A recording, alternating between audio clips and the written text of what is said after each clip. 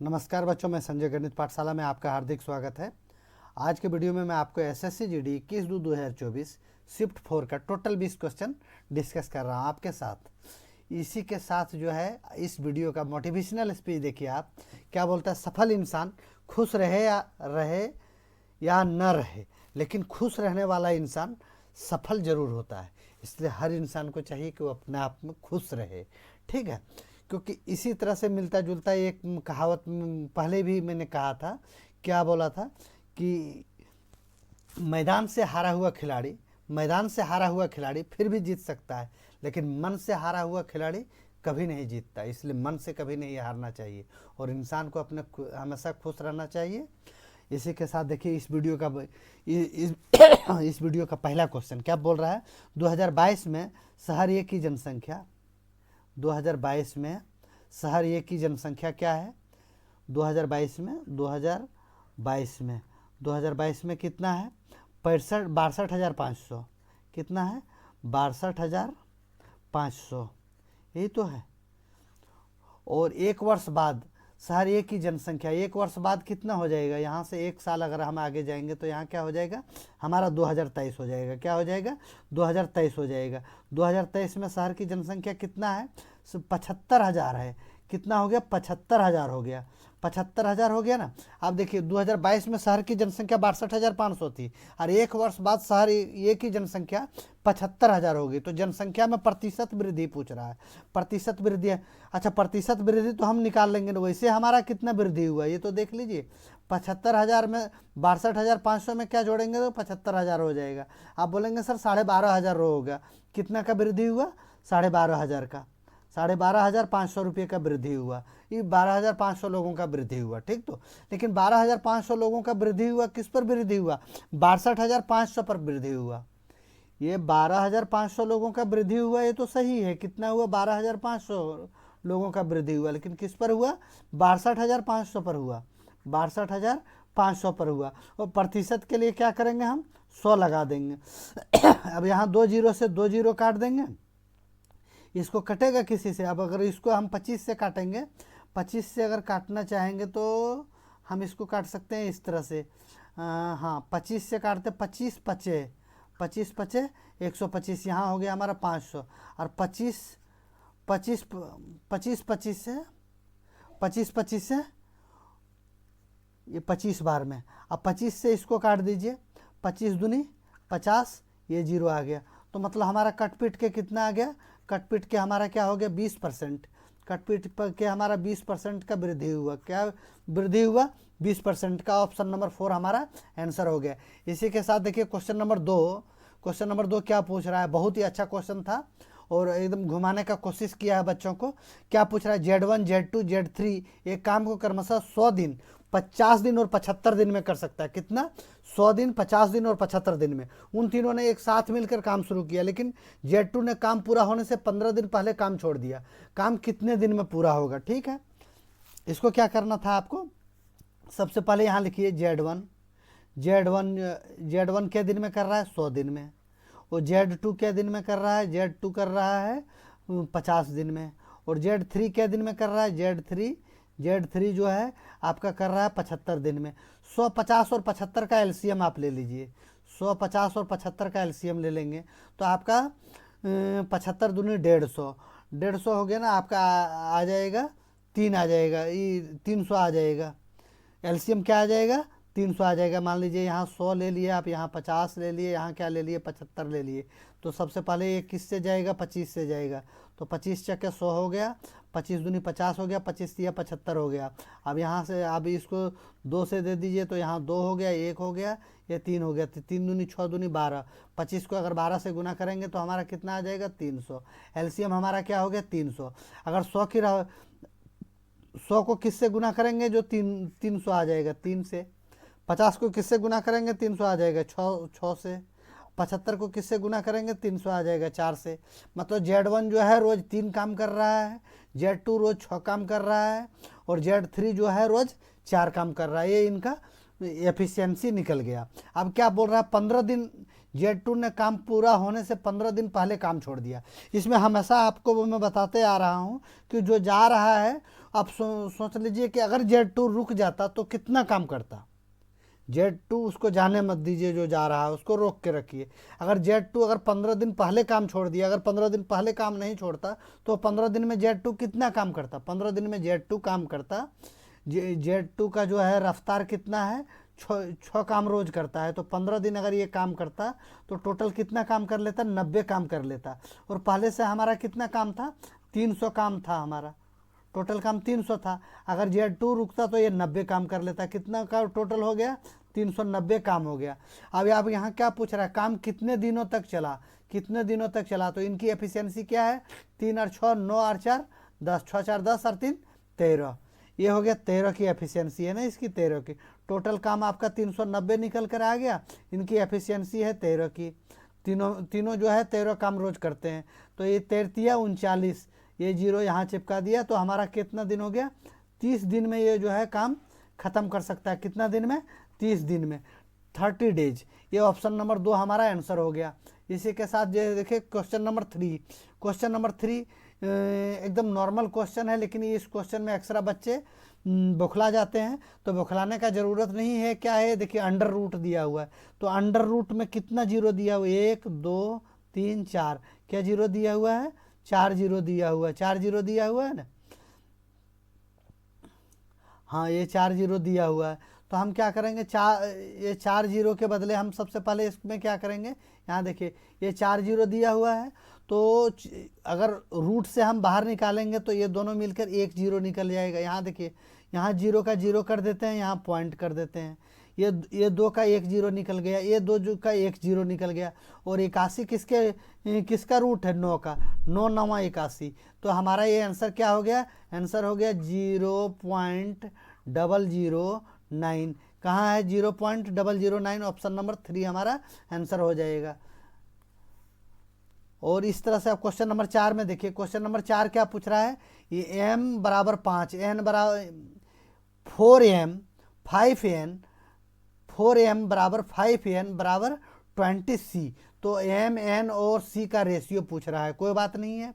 यहाँ हमारा क्या है, 4m है, बराबर क्या है 5n है, क्या है 5n है, बराबर क्या है 20c है, क्या है 20c है। अगर ये तीनों का हम रेशियो लेना चाहेंगे, रेशियो ने एलसीएम ले लेते हैं, 4 5 और 20 का एलसीएम लेंगे तो हमारा एलसीएम 20 ही आएगा। अगर इसको नॉर्मल तरीके से हम इस तरह से देख लेते हैं, अब हम क्या करते हैं, 20 लिख दिया, 20/4 कर दिया है। अनुपात में पूछ रहा है, यहाँ क्या पूछ रहा है, अनुपात में पूछ रहा है, m अनुपात n अनुपात c, ये तीनों का अनुपात है, m अनुपात n अनुपात c है। तो m बराबर ये जो एलसीएम लिया था 20 लिख दिया और ये 4 लिख दिया। यहाँ फिर n का, इसका एलसीएम 20 है और n कितना है, n 5 है। अब फिर इसको यही अनुपात में ही रख रहा हूँ मैं। अब c का कितना है, c का एलसीएम भी 20 है और ये भी 20 है। तो अब इसको हम काट पीट कर देते हैं, 4 5 20, 5 चौके 20 और 20 एका 20। अब देखिए यहाँ m हो गया आपका अनुपात n अनुपात c। अब यहाँ कितना आ गया आपका, 5 अनुपात 4 अनुपात 1। कौन सा ऑप्शन में है, 5 अनुपात 4 अनुपात 1, ऑप्शन नंबर 3 जो है हमारा आंसर हो गया। इसी के साथ देखिए क्वेश्चन नंबर 5। क्वेश्चन नंबर 5 क्या बोल रहा है, 30% वार्षिक दर से ऋण पर दी गई निश्चित धनराशि 1 वर्ष के लिए चक्रवृद्धि ब्याज अर्धवार्षिक रूप से संयोजित है और 1 वर्ष के लिए साधारण ब्याज के बीच का अंतर जो है 375 रुपया 50 पैसा है। कितना है, 375 रुपया 50 पैसा है ये 1 वर्ष का। तो यहाँ देखिए सबसे पहले क्या है, ये जो जहाँ अर्धवार्षिक बोल रहा है, छमाही है, अर्धवार्षिक है।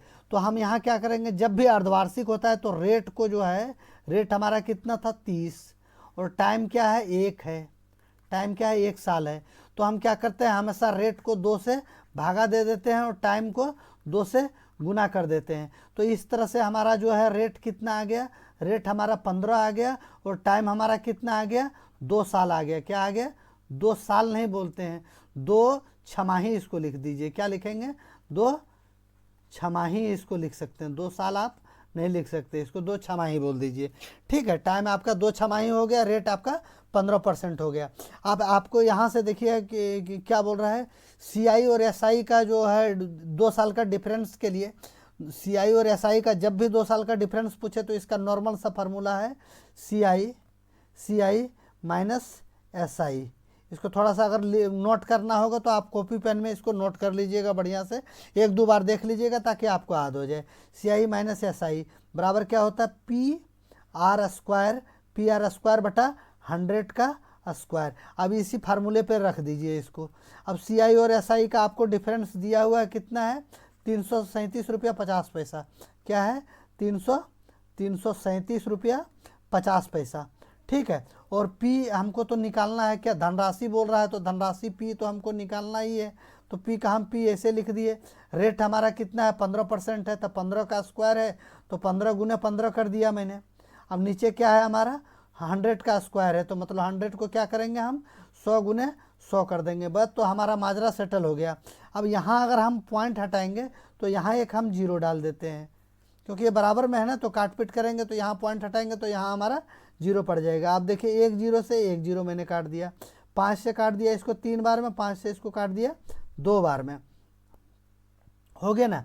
अब इसको हम मैंने 5 से काट दिया 3 बार में, अब 5 से इसको काट दिया मैंने 20 बार में, यही तो है। अब इसको 3 से काटिए, 3 से 3 एका 3, 3 एका 3, 3 दूनी 6, 1 बच गया, 3 पचे 15, 1125। फिर 3 से काटिए, इसको कट जाएगा, 5 2 7, 1 8 और 1 9, 9 हो रहा है पक्का कटेगा, तो 3 तिया 9, 2 बच गया, 2 पर 2 22, 3 सत्ते 21, 1 बच गया, 1 पर 5 15, 3 पचे 15, कितना हो गया, 375। 375 गुने 20 दूनी 40, क्या हो गया, 375 गुने 20 दूनी 40, ये हो गया ना आपका। यहाँ आपका क्या हो गया, अगर P आपको निकालने बोल रहा है तो P बराबर आपका क्या हो जाएगा, P बराबर आपका हो जाएगा 375 इंटू 20 गुने 2, यही तो आ रहा है, 20 दूनी 40। अब 375 को अगर 40 से गुना करेंगे नॉर्मल वे में, आप इस तरह से फिर P का मान लिख दीजिए, ऐसे करके 375 लिखिए और इसको गुना कर दीजिए आप 40 से, बराबर आपका क्या होगा, 0 को तो अभी साइड में रखिए, 4 5 20 के 0, और 4 7 28 और 2 30 के 0, और 4 3 12 12 12 और 3, 4 5 20 के 0, 4 7 28 और 2 30, 30 के 0 बाकी में 3 है, 4 3 12 और 3 15 हो गया आपका, और ये 0 यहाँ उठा के रख दीजिए, तो आपका क्या हो जाएगा, 15,000 आंसर हो जाएगा। मूलधन कितना था, वो धनराशि कितना था, 15 था। ऑप्शन नंबर कितना हो गया, 4, ऑप्शन नंबर 4 हो गया। इस तरह से 5 नंबर क्वेश्चन आपका सॉल्व हो गया। क्वेश्चन नंबर 6 क्या पूछ रहा है, सुरेश एक कार को 36% की हानि पर बेचता है, यदि क्रय मूल्य और विक्रय मूल्य का अनुपात कितना होगा। आप सबसे पहले 36% का फ्रैक्शन क्या हो जाएगा आपका, 36% का अगर आप फ्रैक्शन निकालना चाहेंगे तो यहाँ 36/100 कर दीजिए, 36/6। अब 4 से काटेंगे तो 4 से ये 9 बार में जाएगा, 4 से ये क्या बार में जाएगा, 25 बार में जाएगा। तो मतलब कहने का तात्पर्य है कि यहाँ क्या हो रहा है, हानि हो रहा है, हानि हो रहा है, मतलब 9/25 ये हमारा निकल के आया 9/25। अगर लाभ होता तो 25 और 9 कितना हो जाता, 25 10 35, मतलब 34 हो जाता बढ़ के। लेकिन क्या हो रहा है, 25 पर 9 का हानि हो रहा है, तो 25 में 9 चला गया तो कितना बचेगा, 16। तो यहाँ क्या पूछ रहा है, क्रय मूल्य और विक्रय मूल्य का अनुपात। तो यहाँ ये आपका क्या हो जाएगा, कॉस्ट प्राइस हो जाएगा, और ये आपका क्या हो जाएगा, सेलिंग प्राइस होगा। तो आपको कॉस्ट प्राइस और सेलिंग प्राइस का अनुपात आपसे पूछ रहा था, तो कॉस्ट प्राइस आपका 25 हो जाएगा और सेलिंग प्राइस आपका 9% हानि हो, 36% जब लॉस होगा तो वो 25 में 9 गया तो 16 बच जाएगा। तो 25:16 जो है आपका आंसर हो जाएगा, ये ऑप्शन नंबर 3। इसी के साथ देखिए क्वेश्चन नंबर 7 क्वेश्चन, 7वां नंबर क्वेश्चन क्या बोल रहा है, यदि किसी धनराशि पर 7% वार्षिक साधारण ब्याज की दर से 350 रुपये की मासिक ब्याज चेक अर्जित करने के लिए आवश्यक धनराशि ज्ञात कीजिए। अब यहाँ देखिए मासिक मतलब मंथली जो कितना ले रहा है, हर मंथ कितना है, 350 ले रहा है। लेकिन यहाँ क्या पूछ रहा है, वार्षिक पूछ रहा है, यहाँ मंथली दे दिया है, यहाँ वार्षिक बोल रहा है। कोई बात नहीं, तो हम इसको वार्षिक बना देते हैं। अगर मंथली 350 ले रहा है तो इसको वार्षिक करने के लिए हम 12 से गुना कर देंगे। 350 को अगर हम 12 से गुना कर देंगे तो ये हमारा क्या आ जाएगा, एक बार गुना करके देख लेता हूँ। 350 गुने 12, 0 के 0, 5 दूनी 10 के 0, 3 दूनी 6 और 1 7, 0 के 0, 5 एका 5 और 3 एका 3, ये हो गया 0 0 7 5 12 के 2, 3 और 1 4, क्या हो जाएगा हमारा 4200 रुपया।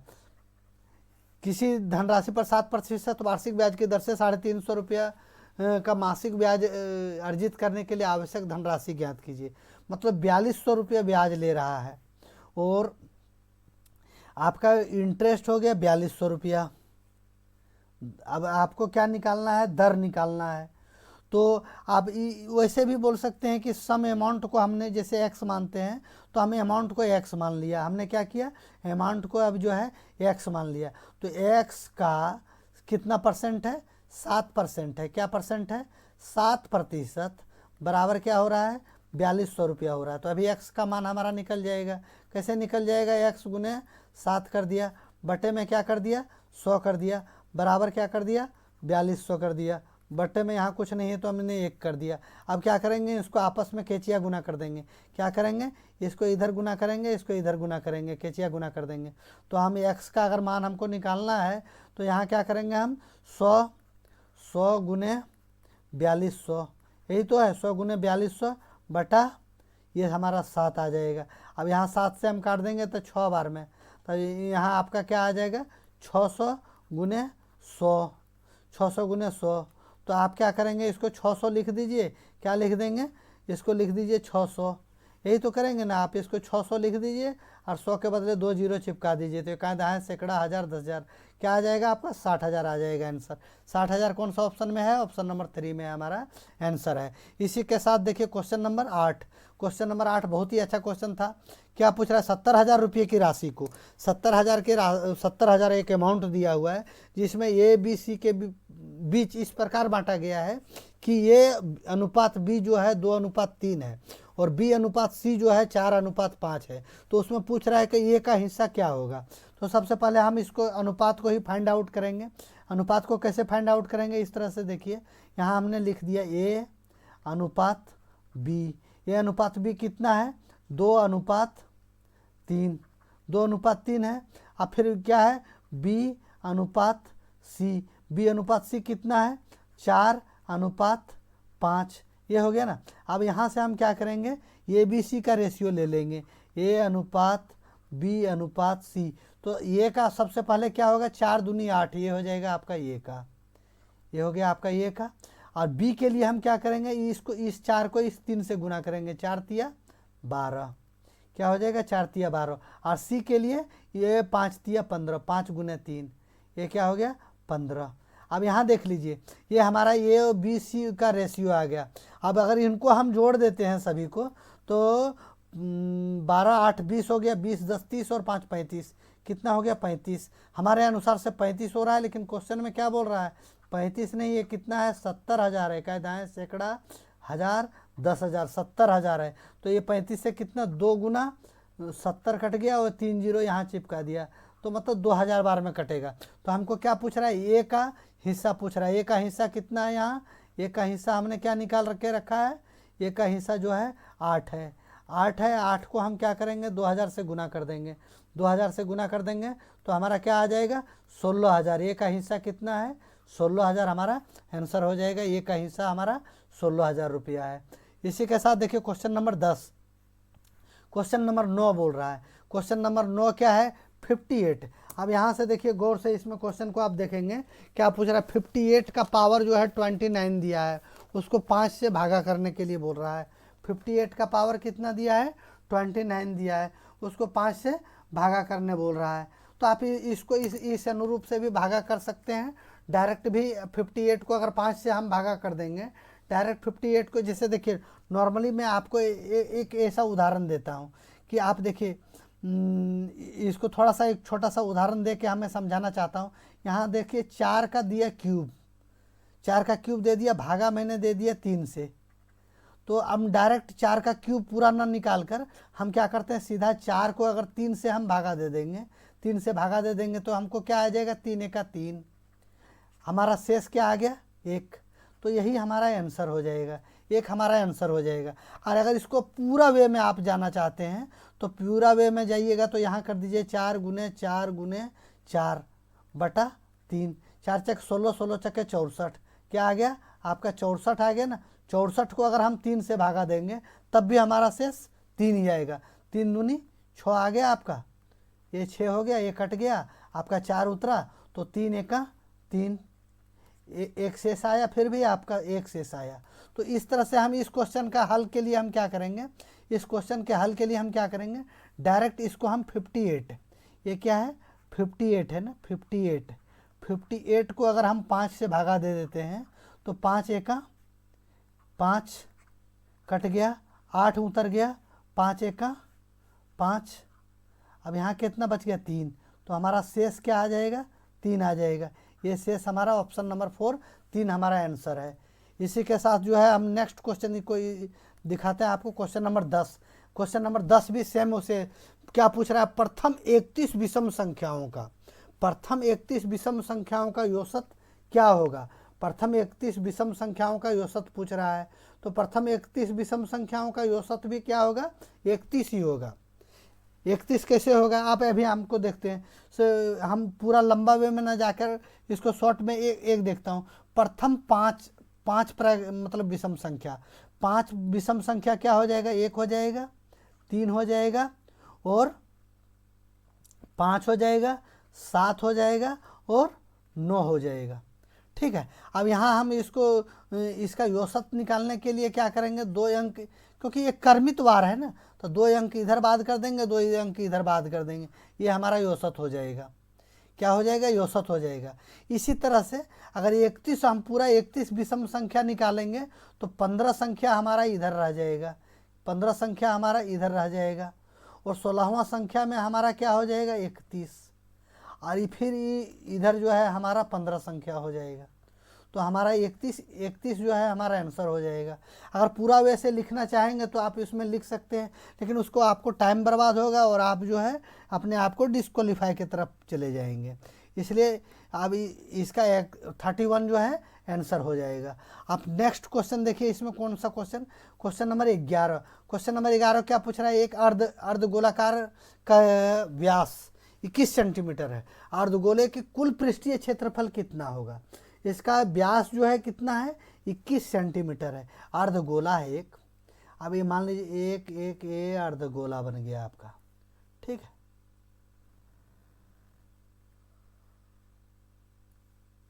अब इसका व्यास कितना है, व्यास जो है 21 सेंटीमीटर है, 21 सेंटीमीटर यहाँ से मतलब यहाँ से लेकर यहाँ तक की लंबाई। तो इसका रेडियस कितना हो जाएगा, डायमीटर का आधा होता है, अगर डायमीटर 21 है तो रेडियस क्या होगा 21/2 हो जाएगा, यही तो है। अब यहाँ से क्या बोल रहा है, अर्धगोले का कुल पृष्ठीय क्षेत्रफल। अब अर्धगोले का कुल पृष्ठीय क्षेत्रफल देखिए, यहाँ कभी कभी पूछता है अर्धगोले का आयतन बताइए। अर्धगोले का आयतन, गोले का आयतन क्या होता है, थोड़ा सा आप इसको मैं फार्मूला पे आपको गौर कर रहा हूँ ताकि हमेशा आपको याद ना करना पड़े, कुछ दिमाग में बैठ जाए। गोले का आयतन बराबर क्या होता है, गोले का आयतन बराबर होता है 4/3 पाई r क्यूब।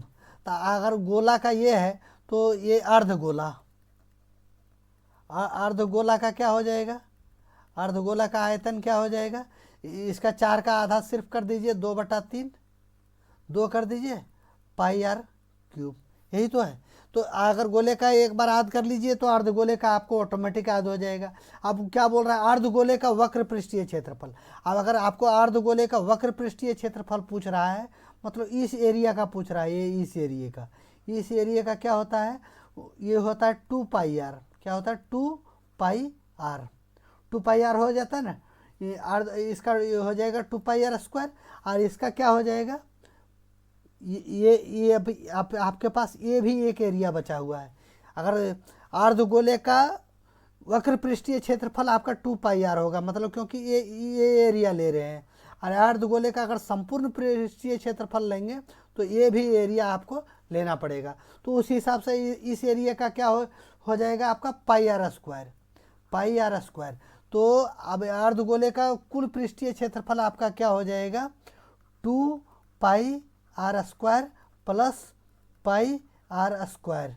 तो मतलब टोटल क्या हो जाएगा 3 पाई आर स्क्वायर। यही तो होता है अर्धगोले का संपूर्ण पृष्ठीय क्षेत्रफल, मतलब कुल पृष्ठीय क्षेत्रफल आपको 3 पाई आर स्क्वायर हो जाएगा। तो 3 पाई आर स्क्वायर बस फार्मूले पर रख दीजिए आर स्क्वायर। अब हम क्या करेंगे, यहाँ फार्मूले पर रख दिया, ये 3 रख दिया, पाई का मान क्या हो गया 22/7 और रेडियस हमारा कितना है 21/2। रेडियस हमारा क्या है 21/2 है ना, 21/2 कर दिया। ये हमने भी यहाँ भी 21/2 कर दिया। अब इसको जो कटता पिटता है उसको हम काट देंगे, इसको काट देंगे 7 × 21 कर दिया ना, 3 बार में 7 × 21। अब 3 बार में कट गया। और ये 3 से ये 3 नहीं, ये 3 से ये 3 नहीं कटेगा। अब 2 से इसको काट देंगे हम 11 बार में। कितना बार में जाएगा 2 से जाएगा हमारा 11 बार में। यही तो होगा। अब लास्ट में हमारा क्या बच जाएगा, इसको बच जाएगा हमारा 3 गुने, यहाँ हमारा आ जाएगा 3 गुने 11 गुने 3 गुने 21/2। यही तो आएगा ना। अब इसको हम टोटल गुना करेंगे तो 2079 आ जाएगा। क्या आ जाएगा 2079 बटे में क्या है 2 है। अगर इसको हम भागा देंगे तो 20 का आधा 10, 20 का आधा क्या हो जाएगा 10 और 79 का आधा 39.5, मतलब 80 है ना भाई। तो मोटा मोटी सोचिए 80 से 1 कम है तो 80 का आधा 40 हो जाता है, तो 40 से 1 कम है तो ये एक को 2 भाग में तो 0.5, 39.5 हमारा जो है आंसर हो जाएगा 39.5। ये ऑप्शन नंबर 4 में ही हमारा था आंसर। इसी के साथ देखिए क्वेश्चन नंबर कितना है आपका, क्वेश्चन नंबर 12। क्वेश्चन नंबर 12 क्या बोल रहा है 4 घंटियाँ हैं, वो कितना देर में 6, 8 और 9 और 10 सेकंड के अंतराल में बजती है। सभी घंटी एक समय पर बजती है और कितने मिनट के बाद यह पुनः एक साथ बजेगी। एक बार बज गया तो इसके लिए हमको क्या करना पड़ता है, इनका एलसीएम लेना पड़ता है। तो हम एलसीएम ले लेंगे 6, 8, 9 और क्या है 10, ये है ना हमारा। अब इसका अगर हम एलसीएम लेना चाहेंगे तो हम सबसे पहले 2 से लेंगे, तो ये 3 बार में जाएगा, ये 4 बार में जाएगा, ये 9 का रहने देता हूँ, ये 5 बार में जाएगा। अब एक बार 3 से ले लेते हैं, 3 से अगर ले लिए हम तो 3 का 1 का आ जाएगा, ये 4 चारों रह जाएगा, ये 3 आ जाएगा, ये 5 का 5 रह जाएगा। अब 4, 3, 5 इसमें से कुछ नहीं कटेगा तो इसको हम गुना कर देते हैं। 2 तिया 6, 6 चौके 24, नहीं इसको 5 तिया 15, 15 चौके 60, इसको ऐसे कर दिए 5 तिया 15, 15 चौके 60, 60 हो गया। और ये गुने में क्या हो गया 6, तो 60 सेकंड गुने 6 सेकंड, 60 सेकंड बराबर 1 मिनट हो गया। इसको 6 से गुना कर दिए तो ये अगर सेकंड में है तो सीधा सीधी हमको दिख रहा है ना 60 सेकंड गुने 6 सेकंड, मतलब ये आपका हो जाएगा टोटल। इसको हमको गुना करने की भी ज़रूरत नहीं, ये 6 हमको स्पष्ट दिख रहा है कि 6 मिनट ही है। अब जो बच्चा अगर थोड़ा सा जिनका कैलकुलेशन कमज़ोर है तो वो इस तरह से आप समझ लीजिए, 60 गुना अगर 6 कर देंगे तो 6 0 0 6 6 36, 360 सेकंड हो गया ना, 360 सेकंड हो गया। अगर इसको हम 60 से भागा दे देंगे तो 1 0 से 1 0 कटेगा और 6 से इसको 6 बार में कटेगा, तो इस तरह से भी हमारा 6 मिनट आ गया। लेकिन हम इसको यहाँ क्या किए 60 गुना 6 था, इसको हम डायरेक्ट इसी तरह से दे दिए। ठीक है, ओके। इसके बाद देखिए आगे आपका क्वेश्चन नंबर 13। क्वेश्चन नंबर 13 क्या बोल रहा है, बहुत ही अच्छा क्वेश्चन है। अमन एक काम को 28 दिन में कर सकता है, वह कुल काम का कितना भाग 8 दिन में पूरा कर सकता है। बिल्कुल चकमा देने का प्रयास और नॉर्मल थोड़ा सा अगर आप इसमें दिमाग लगाते तो बोनस के आपको अंक मिल सकता था। कुछ ने पूछ रहा है अमन वो टोटल काम कितना दिन में कर सकता है 28 दिन में, टोटल काम कितना दिन में कर सकता है 28 दिन में कर सकता है। और कितना दिन काम कर रहा है 8 दिन काम कर रहा है। तो वो पूछ रहा है कितना हिस्सा कर पाएगा, कितना हिस्सा कर पाएगा 8/28 हिस्सा कर पाएगा। अब जो कटता पिटता है काट दीजिए, अगर 4 से काटेंगे तो 2 बार में कटेगा, 4 से काटेंगे तो 7 बार में कटेगा। तो 8 दिन में जो है ये 2/7 अंश पूरा कर सकता है। कितना का अंश पूरा कर सकता है 2/7, 2/7 ऑप्शन नंबर 4 जो है हमारा आंसर हो जाएगा। और उसके बाद क्वेश्चन नंबर 14 देखिए, अच्छा क्वेश्चन था। एक वस्तु का अंकित मूल्य 640 रुपया है, यदि वस्तु पर 37.5% 37.5% की छूट दी जाती है तो वस्तु का विक्रय मूल्य ज्ञात कीजिए। तो देखिए इसमें से क्या है कि ज़्यादातर बच्चे ये 37.5 को देखकर ही घबरा जाते हैं, लेकिन ऐसा कुछ विशेष बात नहीं है, घबराने का ज़रूरत इसमें था नहीं। आपको क्या बोल रहा है, मार्क प्राइज आपका कितना है, आपका मार्क प्राइस जो है 640 है, मार्क प्राइस 640 है ना। आप सबसे पहले इसका फ्रैक्शन बना लीजिए, किसका, इसका। और डिस्काउंट आपसे कितना दे रहा है, डिस्काउंट जो है 37.5% का डिस्काउंट दे रहा है। तो आप इसको फ्रैक्शन बना लीजिए। 37 को हम इस तरह लिख सकते हैं 37.1/2। अगर इसको हम थोड़ा सा इस तरह से मॉडिफाई करेंगे तो 37 दूनी 74 और 1 75/2, 75/2 प्रतिशत, 75/2% हो गया ना। अब प्रतिशत को अगर हम वहाँ से हटाएंगे तो हमारा क्या आ जाएगा, 75/2%। यहाँ से हटा दिए तो यहाँ हमारा 100 आ गया। अब इसको काट दीजिए, 25 दिया 75, 25 चौके 100, तो हमारा इसका फ्रैक्शन क्या निकल कर आ गया, 3/8। जो बच्चे नहीं जानते इसके लिए, वैसे तो नॉर्मल भी आदमी, नॉर्मल बच्चे भी आजकल देखते हैं 37.5 का फ्रैक्शन उनको पता है कि 3/8 होता है। ठीक है, इसको मैं लंबा इसलिए खींचा कि शायद कोई बच्चे का पता नहीं होगा तो उनको भी बेचारे को पता चल जाएगा। तो 3/8 हो गया। तो यहाँ से आप देख लीजिए कि आपका अगर मार्क प्राइज कितना है, 8 है, तो आपको डिस्काउंट कितने का मिल रहा है, डिस्काउंट मिल रहा है 3 का। तो आपका सेलिंग प्राइस क्या हो जाएगा, सेलिंग प्राइस आपका जो है 8 में 3 गया तो सेलिंग प्राइस आपका 5 हो जाएगा। अब यहाँ देखिए सेलिंग प्राइस आपको निकालना क्या है, विक्रय मूल्य निकालना है, सेलिंग प्राइस निकालना है। तो आप सेलिंग प्राइस किस तरह से निकालेंगे, पहले आप देखेंगे मार्क प्राइस जो 8 है, 8 मेरे अनुसार से 8 आया है, लेकिन क्वेश्चन में क्या बोल रहा है, 8 नहीं 640 है। कितना है, 640 है।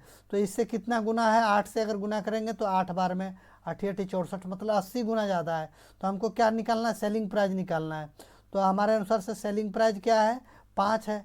5 ना होकर इससे क्या होगा, 80 गुना ज़्यादा होगा, 80 गुना ज़्यादा होगा। 8 × 40 क्या हो जाएगा, 400 हमारा आंसर हो जाएगा। क्या हो जाएगा, 400 आंसर हो जाएगा। ऑप्शन नंबर 3 जो है हमारा आंसर हो जाएगा। इसी के साथ देखिए क्वेश्चन नंबर 15 का, क्वेश्चन नंबर 15 का 5 संख्याओं का औसत कितना है, 36 है। प्रथम 2 संख्याओं का औसत और अंतिम 3 संख्याओं का औसत 1.5 और प्रथम 2 संख्याओं का योग कितना है।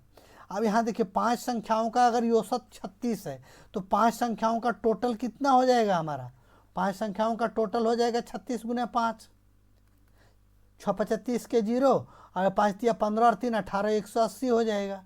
टोटल अगर 5 संख्याओं का मार्क हम जोड़ेंगे, 5 संख्याओं का औसत अगर 36 है तो 5 संख्याओं के टोटल अंक हमारे कितना हो जाएंगे, 180 हो जाएंगे। तो उसमें क्या पूछ रहा है, अब 5 संख्या हम इस तरह से ले लेते हैं।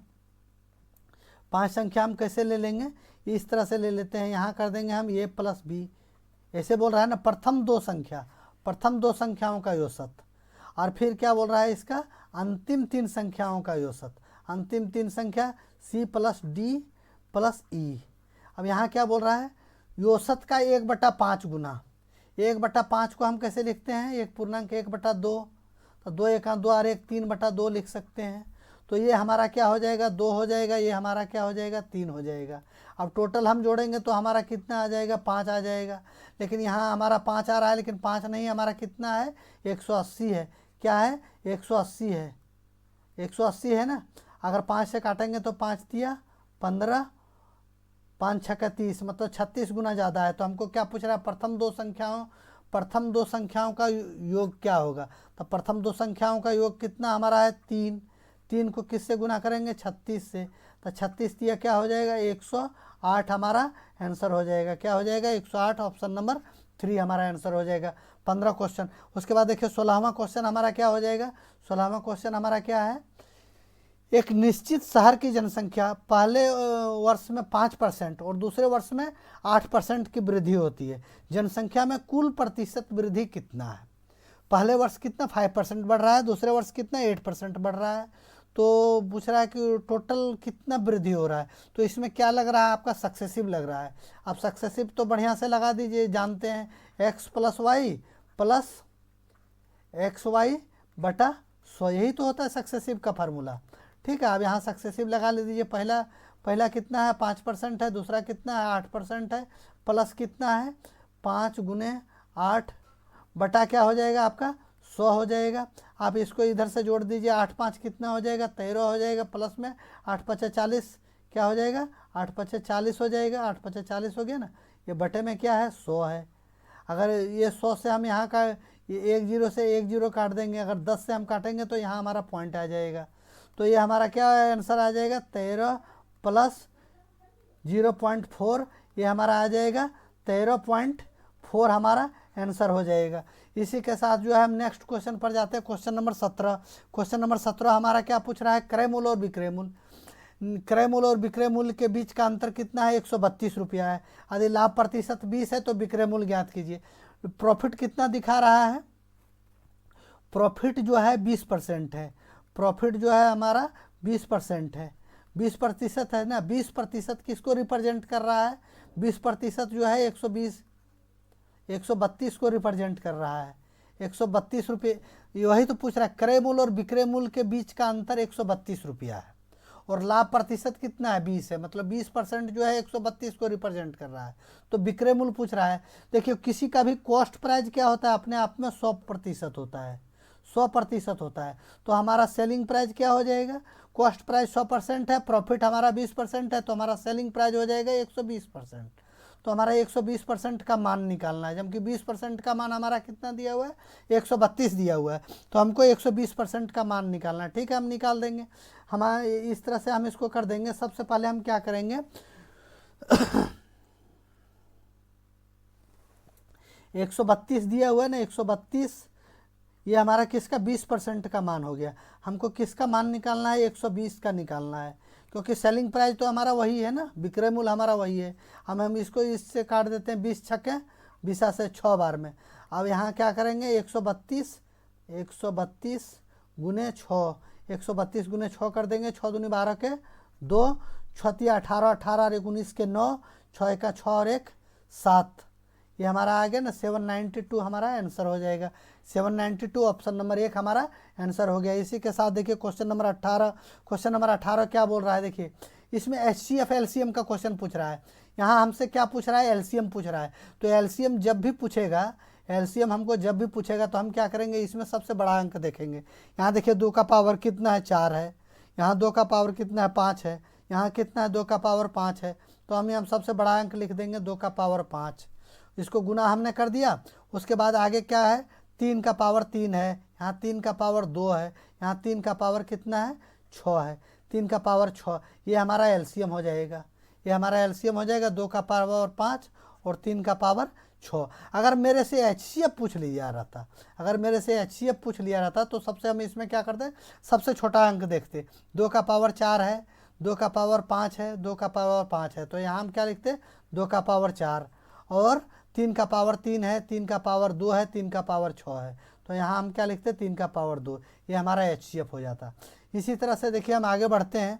आगे हम इसको क्या करेंगे, next question 19 number, question number 19 number क्या पूछ रहा है, एक खिलौने का वास्तविक मूल्य जो है 25 रुपया है, 30% के छूट के बाद सेल में बेचा जाता है, तो खिलौने का विक्रय मूल्य क्या होगा।